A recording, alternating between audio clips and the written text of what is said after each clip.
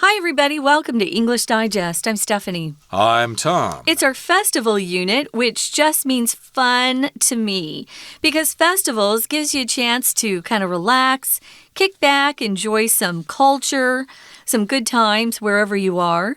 Okay, today we've got a couple of other celebrations to talk about. We're going to go to Brighton in the UK, and we're going to go to the Bahamas as well as also we're going to go to the United Arab Emirates. We've got 3 December festivals to talk about, so let's get to it, everybody. Let's read the entire contents of our lesson right now.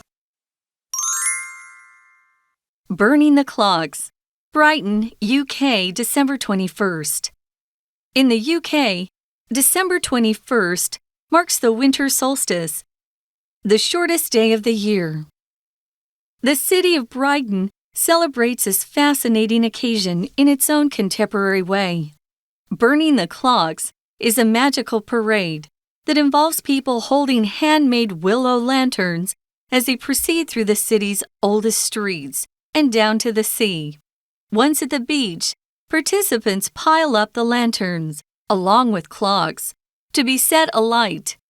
The huge bonfire is followed by a magnificent fireworks display. Junkanoo Festival, the Bahamas, December 26th and January 1st. Anyone who is looking for a party atmosphere for their December celebration need look no further than Junkanoo. This Bahamian festival has abundant color and sound, with cowbells, drums, whistles, and brass instruments all mixing together in harmony to create a musical delight that will undoubtedly compel visitors to dance. The Junkanoo is biannual, but when it does occur, the celebration lasts all night. Dhafra Festival, United Arab Emirates, October 28th through January 31st. Although the dates change slightly each year, this Bedouin festival is always an extensive one, lasting a couple of months. Every year, around 25,000 camels are escorted onto a remote area. Here, the camels participate in a kind of camel beauty pageant. The festival also comprises purebred horse racing, a falconry competition, and a 2,500-meter dog race, among other things. The idea behind the festival is to promote the lifestyle of the Bedouins, who are nomadic Arab tribes that inhabit various desert regions. So, if you're looking for an alternative way to celebrate winter time, why not check out one of these exciting festivals? Okay, let's continue talking about 5 festivals for some winter fun. We've already talked about 2 of those festivals, the one in Chichibu, Japan, and the other one in Küsnacht in Switzerland. Now, today we're going to talk about one in the UK, one in the Bahamas, and one in the Middle East. But let's talk about the one in Brighton, which is in the UK. The festival is called Burning the Clocks. And again, it takes place in Brighton, United Kingdom. Brighton, of course, is a beachside town south of London on the English Channel. I think a lot of people from London go down there to holiday, to have fun, to hang out at the beach and stuff like that. And they have a celebration that takes place on December 21st, which is later in the month, just a couple of days before Christmas. Now, in the UK, in the United Kingdom, December 21st marks the winter solstice, the shortest day of the year. So this day happens on different days every year. It depends on, astronomy and things like that. The calendar, yeah, indeed. So December 21st will be the shortest day of the year. It's still 24 hours, folks. It's still the same length, but it just means the daytime is shorter than the nighttime, and that's all because of the Earth tilting on its axis. So, of course, we have similar celebrations here in Taiwan on the winter solstice. You're supposed to go have tangyuan, or gee, what is that, soup dumplings or whatever, soup balls, I like to call them. I've only heard tangyuan, and I'm a foreigner, so I don't know. Yeah, the English translation sounds kind of stupid. Yeah, so. Even foreigners say tangyuan. They might say it, kind of crazy sounding like tangyuan or something, Possibly, but yeah, that's what we call it, tangyuan. But anyway, this is the shortest day of the year, and so they have this celebration, and that day is called the winter solstice. And then, of course, you've got the summer solstice. The day is the longest. The Daylight sunlight, is longest. yeah. The sunlight is the longest, and the nighttime is the shortest, but that takes place in the summer. Sure does. But this is during the winter, and the city of Brighton celebrates this fascinating occasion in its own contemporary way. So contemporary just means modern. This is how they celebrate it nowadays. It's not really based on old traditions. Well, it is, but they celebrate it using modern methods. Yeah, so Burning the Clocks, the name of this festival, is a magical parade. A lot of these festivals, you'll notice, have a lot of parades because that's just fun. You know, everybody can get together. Those who want to participate and perform are invited to, and those who just want to sit back and be spectators, you don't have to do anything, they can do that as well. But it's a fun time for families. Lots of kids involved too. So this Burning the Clocks is a parade, it's magical, that involves people holding handmade willow lanterns. Here are the lanterns again. Willow is a type of a tree. It's actually my favorite tree. Of all the trees out there, I love the willow tree the most. We even have a willow in my front yard. My parents' home had a willow tree. We have willows here too. They just are so graceful. They have very narrow kind of leaves, and they have long branches that just kind of bend down to the ground. They make handmade willow lanterns. So these aren't produced in some big factory, guys. These are special. They're made by people who are craftspersons who make them by hand. And they proceed through the city's oldest streets and down to the sea. Oh, that's fun. So, of course, the UK has old streets, which I always enjoy. I love history. So you can see lots of beautiful architecture from long ago. And you walk down with friends, family, and you get near the sea. As Tom said, it is a beach town. Again, they make those lanterns, and they're called willow lanterns, and Stephanie told us what a willow tree is, but I think they use those long, thin branches as a framework, and then they stretch cloth over them. It's very similar to lanterns for Yuanxiaojie here, Lantern Festival here. They look similar, but they're different. They have their own designs there. They look mostly white in Brighton, whereas here they have lots of colors. Yeah. But in any case here, yes, they carry them down to the sea, and once at the beach, participants pile up the lanterns along with clocks to be set alight. If you set something alight, you basically burn it. You start a fire. Set it on fire. Yeah. Indeed, and it looks like the English love their bonfires. I think there's another one for, what's that guy, Terry Fox Day or something? No, that's in Canada, sorry. Yeah, but they do love bonfires, you're right. In Lewis, England somewhere, they have some kind of celebration where they have a big bonfire. Bonfire is just a huge fire. Actually, the bond there comes from the word bone. They used to burn bones in piles, I guess, of animals that they'd killed or something like that, or maybe people who died Hopefully in a war. it's not just people, yeah. It could be if they all died in a war, but again, this is a big fire, and they're using the clocks and the lanterns to burn that fire, and then the bonfire is followed by a magnificent fireworks display. So we could also say, again, it's an array of fireworks. Yes, fireworks are often quite commonly seen in various festivals around the world. Yeah, this word magnificent is one of our vocab words, guys. It just means really beautiful, elaborate, very impressive, something that's worthy of royalty, magnificent. Oh, it's really quite impressive. Maybe it's breathtaking. Some of those adjectives are similar. So it's cool to look at. It's very, very fun. And with these huge bonfires, of course, if you have kids, you got to watch them. Because sometimes they run around and they get too close to the fire and accidents happen. So be careful for that. Because I'm sure a lot of families participate in the Burning the Clocks Festival. We're going to be talking about Junkanoo Festival in the Bahamas, but first, guys, before that, we're going to take a few minutes and listen to our Chinese teacher. Hello everyone, 我是派老师。今天讲解的是12月2号 Unit 1-5 Festivals for Some Winter Fun 第2天的课程。这个单元介绍5大冬季庆典，前一天介绍了2个，还有3个。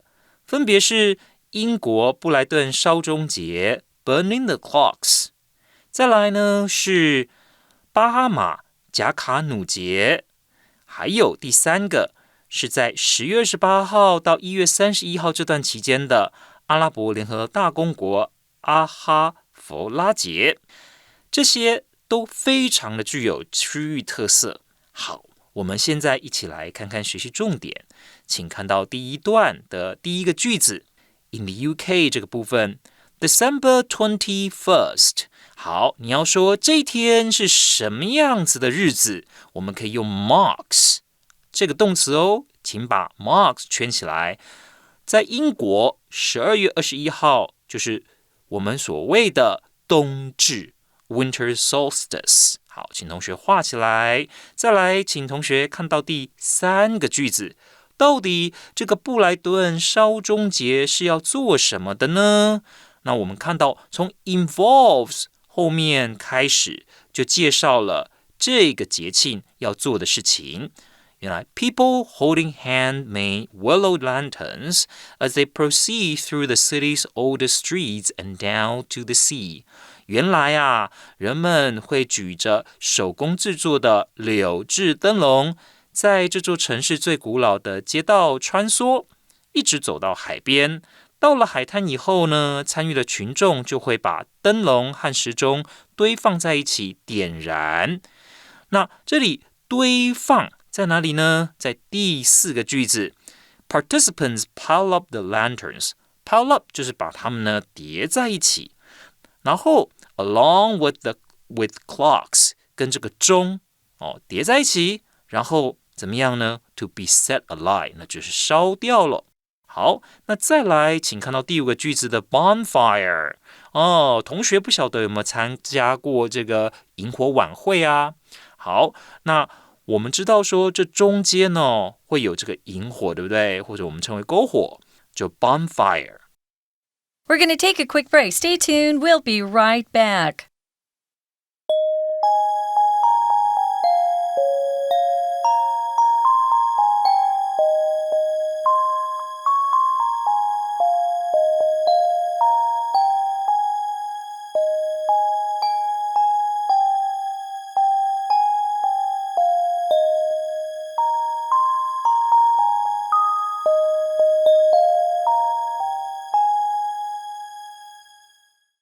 Okay, let's continue. A couple of days later, after the Burning the Clocks Festival in Brighton, UK, we're going to go to the Bahamas, which is a country of islands in the Caribbean Sea. I think they're straight east of Florida, if I'm not mistaken. And this is the Junkanoo Festival, which takes place on December 26th. So anyone who is looking for a party atmosphere for their December celebration need look no further than Junkanoo. So yes, indeed, in the Bahamas, it's going to be warm there at Christmas, so people will be ready to party outdoors. Certainly you can have fun in Brighton there, and in Chichibu, Japan, and in Switzerland there, but it's cold, and people probably just want to be outside to watch the parade.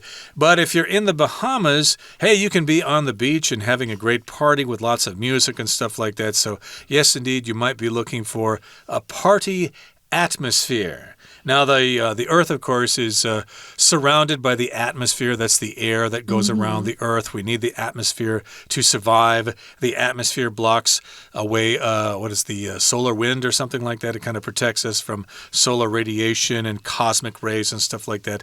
But here we're talking about the general feel of a certain place. You can use this word to talk about how a place feels. Oh, there's kind of a depressing atmosphere here because the boss just died and everybody's kind of depressed. And it's, depressing atmosphere. Everybody's sad. Yeah, if you're looking for a nice restaurant to go to, they'll often describe what the restaurant's atmosphere is like in reviews, for example. Just kind of the feeling that it has. You know, it's a quiet, peaceful atmosphere, or it has a romantic vibe, a romantic atmosphere. It's just kind of the feeling that people get by being in that place. Has nothing to do with the real air and atmosphere of the earth. Nothing to do with that. So the Bahamas are known for being very party-like people and things happening there are quite fun. So if you go to the Bahamas, you're probably going to wear shorts, sleeveless shirts, tees, something like that. It's not very cold there. So a lot of people from up north, for example, New York City, will often fly to the Bahamas for a vacation while it's cold in New York or wherever they are up east of or up north of the Bahamas. They want to get away from the cold. So if you're looking for a party atmosphere, you're certain to find it in the Bahamas, period. But they've also got a December celebration called Junkanoo, which is kind of a fun name, too. This Bahamian festival, a festival belonging to the Bahamas, has abundant color and sound. Abundant just means you have enough that you won't run out. If you have something where you just have enough to have leftovers, you probably have abundant food. You want to have enough of something. So this has abundant color. Lots of color in the Bahamas. And sound, you got people who are playing cowbells. It's kind of like a triangle, except it's really loud, I think. Cowbell sound is kind of fun. You don't have to have any talent to play the cowbell. Drums, whistles, brass instruments like a trumpet would be a brass instrument. They're all mixing together in harmony to create a musical delight that will undoubtedly compel visitors to dance. Yeah, you'll definitely want to be dancing at this particular festival. Put on your dancing shoes, we would say. If you're doing something in harmony, you're working together to produce something that's pleasant. So, yeah, we all want to work in harmony and get things done quicker, smoother, and, where everybody enjoys themselves. Here, they're going to make music together. So they're mixing together in harmony. Now, if you create something delightful or something that is called a delight, what is that, Tom? Something that's happy. It makes you happy. It tastes really good. It's generally just really good for you and brings out a lot of joy. So it's a musical delight. You could have a delight as a dessert for something. It could be very delightful when you eat the dessert. It's nice and sweet and tasty and things like that. So again, we've got some musical instruments here all playing together in harmony, which means they sound good together even though they're playing different notes.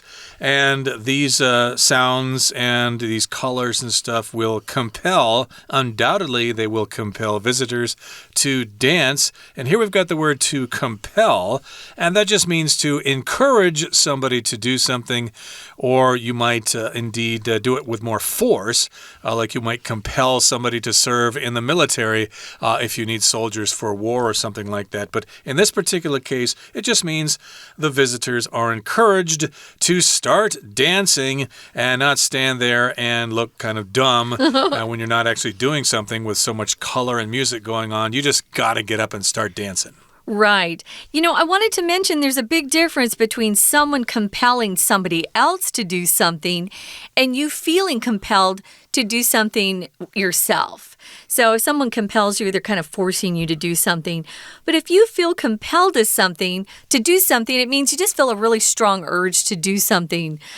For example, if someone makes you a nice cake, you might feel compelled to do something nice in return, something like that. But if you hear great sounding music and everyone's happy and the atmosphere is fun, you don't want to sit on the sidelines and just look, right? You want to get up and dance with people, just have a good time. It says here that Junkanoo is biannual, but when it does occur, the celebration lasts all night. Now let's go to the United Arab Emirates. Again, in the Middle East there, it's pretty much warm all year round. And this particular festival takes place at the end. Well, actually, not at the end of the month. At the end of October, but lasts through the end of January. So It goes on for quite some time. It's called the Dhafra Festival. And it takes place in the United Arab Emirates, which again is a country in the Middle East. It's very close to Saudi Arabia, and it goes on for a couple of months, starting at the end of October. So although the dates change slightly each year, this Bedouin festival is always an extensive one, lasting a couple of months. So it may be based on the lunar calendar or on the Islamic calendar. I'm not quite sure, but the dates will change every year, so you need to check to make sure when this festival takes place. And it's a Bedouin festival, and it's always an extensive festival because it lasts a couple of months and a lot of people are involved. Now, the Bedouins are people who are nomadic, which means they move around all the time. Like in the past, I believe there were a lot of nomadic people living in Mongolia who wouldn't settle in one place. They'd keep moving according to the seasons. And a lot of nations in North America were nomadic as well. Or the gypsies from Romania. Exactly. They move around move all the time. Based on where the work is. And so this is a Bedouin festival to celebrate those people. And again, it lasts for a couple of months. It's quite extensive. Wow, no kidding, it's extensive. Every year, around 25,000 camels are escorted onto a remote area. I didn't even know there were 25,000 camels in one country. That's a lot of camels. So if you escort something somewhere or somebody somewhere, you just accompany them and you take them someplace. So they take these camels to a remote area. And here the camels participate in a kind of camel beauty pageant. Now, usually when we have beauty pageants, we're judging how pretty girls are, in different dresses and swimsuits, and we're listening to their talent. But here, it's an animal beauty pageant. We do have dog shows, similar to that. But this is a camel beauty pageant. We don't see a lot of camels in the United States, so this is kind of special for us, I think, to go and see that many camels together. And the festival also comprises, or is made up of, purebred horse racing. Yeah, the Arabs are very famous for their horses. And a lot of these Arab horses are sold to people who like to race their horses. That's a different world for me. You have to have a lot of money to get into horse racing. So they're purebred, meaning they're not just, horses you take off, the heap. These are horses that have very good parents. You can trace their lineage. Now, to comprise, you use this often when you're just talking about something is made up of different parts. So it consists of something. It's comprised of something. And this, you don't have to use of. You just say it comprises purebred horse racing. Something else is a falconry competition, which we don't usually see either, and a 2,500-meter dog race. Guys, I just want to say we always tend to read these 2,500. Please be aware that most native English speakers are not going to say 2,500. We're going to say 2,500 because it's faster. Yes, indeed. So these are many activities, and the idea behind the festival is to promote the lifestyle of the Bedouins, to celebrate these nomadic people. They are nomadic Arab tribes that inhabit various desert regions. If you inhabit someplace, you live there. And again, the Bedouins inhabit desert areas in the Middle East. So if you're looking for an alternative way to celebrate wintertime, why not check out one of these exciting festivals? And again, if you don't have time or money to go to them, there is probably lots of information available online, so you can check out what's happening during these festivals, or just simply enjoy Christmas at the end of this month. Okay, let's take time out now and listen finally to our Chinese teacher. 好，接着请同学看到第二段，也就是介绍第二个庆典。那在巴哈马贾卡努节是什么呢？如果大家希望12月的时候多一点庆典这种派对气氛的话呢，那你就不用再去别的地方找了。你所需要的就是所谓的贾卡努节。请同学特别看到第一个句子最后面的这个部分 You need look no further than， 这是英文里面特殊的句型，就是告诉你就是这个了，就是这个了，你不用再另外找了。You need look no further than 什么东西。好，再来，请同学看到第二个句子的最后面这个地方哦。好，他就讲到说，这里呀，他们有很多的颜色，很多的声音，全部融合在一起，却非常的和谐 ，all mixing together in harmony。然后呢，会让人觉得非常的开心。那开心之余就怎么样呢？A musical delight that will undoubtedly compel visitors to dance.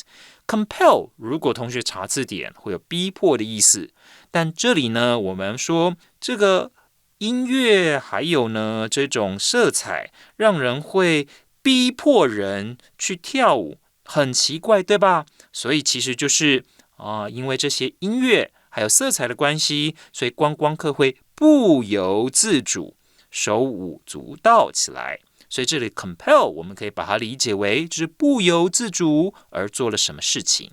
好，再来请同学看到第三个庆典咯。第三个庆典在哪里？在阿拉伯联合大公国 United Arab Emirates。好，那其实英文里面常常都直接说他们的简称就是 UAE。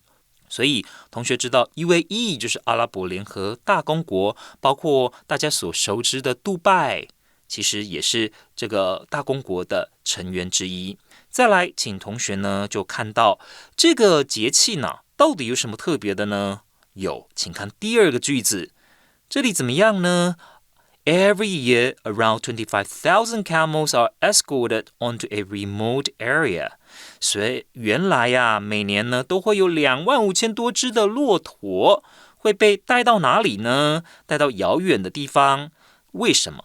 原来在这边他们会有所谓的骆驼选美比赛。请同学把 beauty pageant 画起来，就是选美比赛。那不是只有骆驼的相关娱性节目而已哦，原来啊还有什么呢？还有纯种马的竞赛 ，purebred horse racing。所以这个节庆，这个庆典其实是非常多姿多彩的。那为什么要有这样子的庆典呢？背后的意义是第四个句子 ，The idea behind the festival is to promote the lifestyle of the Bedouins。好，那他们是谁呢？他们其实是游牧民族 ，They are nomadic， They are nomads。所以呢，这个 nomad 就是游牧民族。好，以上就是我们针对这个单元第二天课程的中文解说。谢谢大家。That's it, guys. We sure hope you enjoyed our festival unit. 2 days of focusing in on some very interesting and unusual festivals, things that you don't normally hear about. I learned some new stuff. I'm sure Tom did too. We hope you'll join us for our next program. For English Digest, I'm Stephanie. I'm Tom. Goodbye. Bye.